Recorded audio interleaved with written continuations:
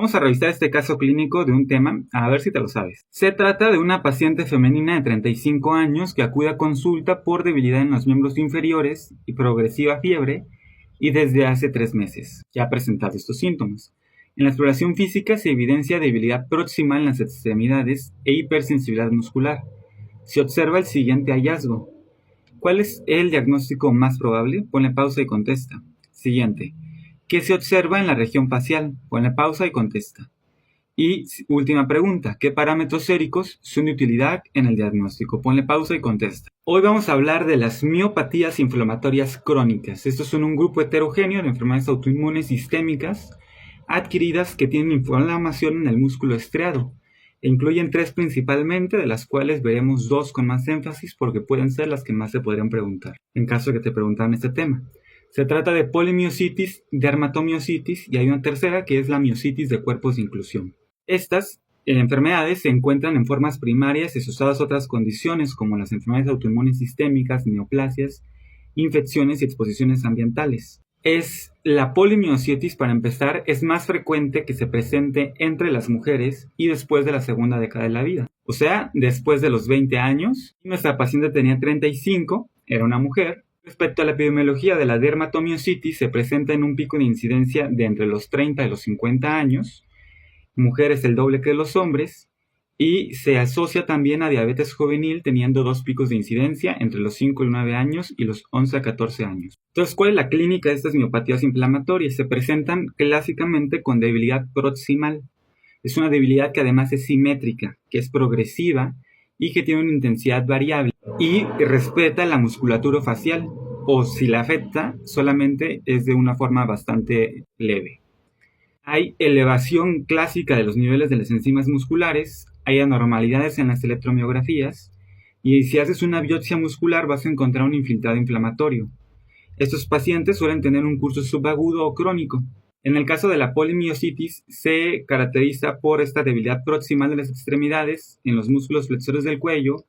Pueden tener disfonía, disfagia, tienen mialgias y tienen una hipersensibilidad muscular. Por otro lado, la dermatomiositis es similar, pero además del patrón miopático de la polimiositis, se presenta también con las manifestaciones cutáneas que voy a mencionar. El exantema heliotropo, una imagen clásica, la que tenemos aquí, es una coloración violácea simétrica de los párpados del edema discreto y también pueden presentar el signo de Gottron, que es una erupción maculopapular violácea con una descamación leve u ocasionalmente psoriasiforme.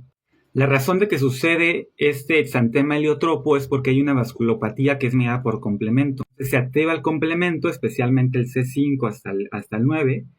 Estos se depositan en los capilares dérmicos y perivasculares y eso produce un ataque al daño endotelial, a los microinfartos, al edema y un aumento de la permeabilidad vascular. Y eso súmalo a que la piel de los párpados es particularmente delgada y el aumento de la permeabilidad vascular por la inflamación del complemento lleva a un edema, a ese enrojecimiento, especialmente en los párpados donde es una zona que tiene muchos vasos sanguíneos. Este signo de Gottron, que son pápulas o placas violáceas descamativas, suelen salir sobre las articulaciones metacarpofalángicas, también en las interfalángicas, en los codos, en las rodillas. Y al igual que en el caso del exantema heliotropo, también sucede por un componente de la vasculopatía por el complemento. Se deposita el complemento en los vasos sanguíneos, les abre los hoyitos a las células, lleva isquemia, lleva inflamación crónica. Y justamente donde más afecta, y aquí una de las explicaciones importantes, es en las prominencias óseas, porque es la zona donde el hueso se apoya y esos tienen mayor fricción mecánica y un menor colchón dérmico. Así que típicamente en la piel pueden presentar atrofia epidérmica, hiperkeratosis o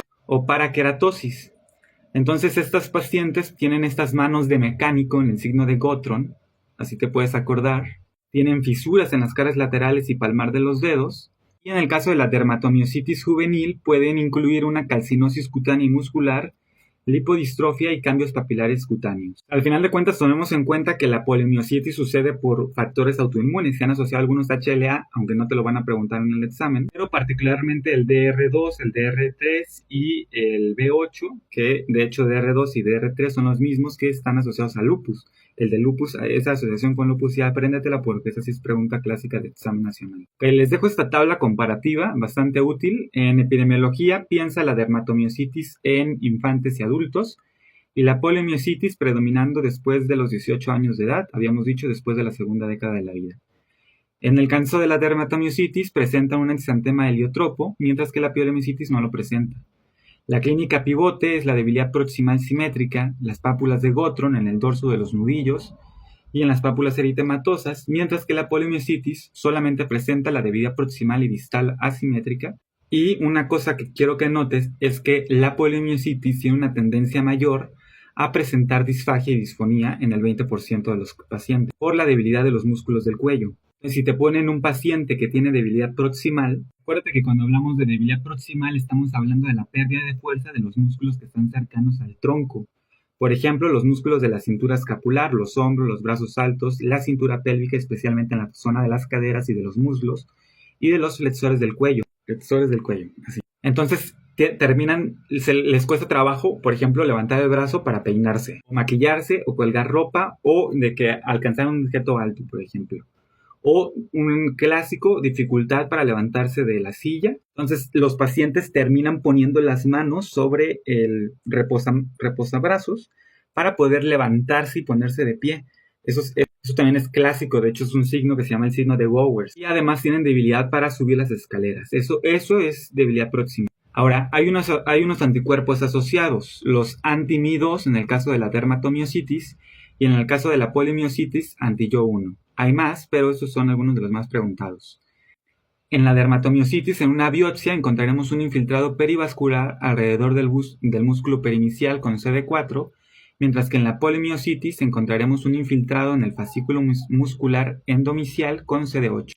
Respecto al abordaje del diagnóstico, encontraremos que tienen la creatina de sinasa elevada, las aldolasas elevadas, hemoglóbinas elevadas, deshidrogenasa láctica y aminotransferasas de alanina y aspartato. O sea, todo esto nos está hablando de daño muscular. Y hay anticuerpos específicos de miositis como los anticuerpos contra la sintetasa de RNA de transferencia. Particularmente famoso el anti-Yo1, el anti-CRP y el anti-Mi2. En algunos signos radiográficos encontraremos el edema de tejidos subcutáneos y de músculo y el aumento del volumen y densidad de las masas musculares por el mismo daño al músculo que está provocando los anticuerpos y el complemento. La biopsia muscular es esencial para el diagnóstico definitivo y encontrarás un infiltrado inflamatorio endomicial compuesto por linfocitos T, CD4 y CD8 y macrófagos y también linfocitos B. Tenemos aquí los criterios de clasificación para poliomiositis y dermatomiositis. Vamos a revisarlo. No es necesario que los memorices, pero sí que los conozcas. Entonces, de criterio tenemos al compromiso muscular. Esta es una debilidad muscular progresiva y simétrica con o sin disfagia, la disfagia más característica de la poliomiositis, y debilidad de los músculos respiratorios. Biopsia muscular, encontraremos necrosis de fibras tipo 1 y 2, fagocitosis, regeneración con basofilia, vesículas grandes en el núcleo sarcolémico, un nucleolo prominente, atrofia de la distribución perifascicular, variación en el tamaño de la fibra, exudados inflamatorios, frecuentemente perivasculares. Otro criterio es la elevación de las enzimas musculares, particularmente, y fue pregunta de caso clínico, la fosfocinasa de acretina y a menudo aldolasa y aminotransferasa de aspartato y deshidrogenasa láctica. En la electromiografía encontraremos una amplitud pequeña, potenciales de unidades motoras polifásicas de duración corta, fibrilaciones, ondas agudas positivas, incremento de irritabilidad de inserción y descargas espontáneas frecuentemente bizarras que son repetitivas y complejas. Respecto a las características dermatológicas o el criterio de exantema, es un exantema heliotropo con edema periorbitario, pápulas o el signo de Gottron, comprometiendo las articulaciones de los dedos de las manos, de las rodillas, los codos, los malleolos mediales, el exantema eritematoso o un exantema poiquilodermatoso. Aquí están los criterios para el diagnóstico. Para la poliomiositis, un definido necesita tener cuatro criterios, mientras que dermatomiositis necesita 3 a 4 más el exantema. Probables son 3 y posibles son 2. Te digo, no es necesario que memorices estos criterios. Bueno, entonces hasta aquí dejamos el video. Esta es una dermatomiositis que presenta un exantema heliotropo y la aldolasa y la fosfocinasa de creatina son lo que nos van a hacer de utilidad. Muy bien. Si el video te fue útil y consideras que los apuntes te pueden ser útil, puedes mandar un mensaje y con gusto te paso la información para que los puedas adquirir. En los apuntes ya vienen marcadas cuáles son las preguntas frecuentes de examen nacional, así como una lista de los temas que se han preguntado 3 veces en los últimos 4 años y 4 veces en los últimos 4 años.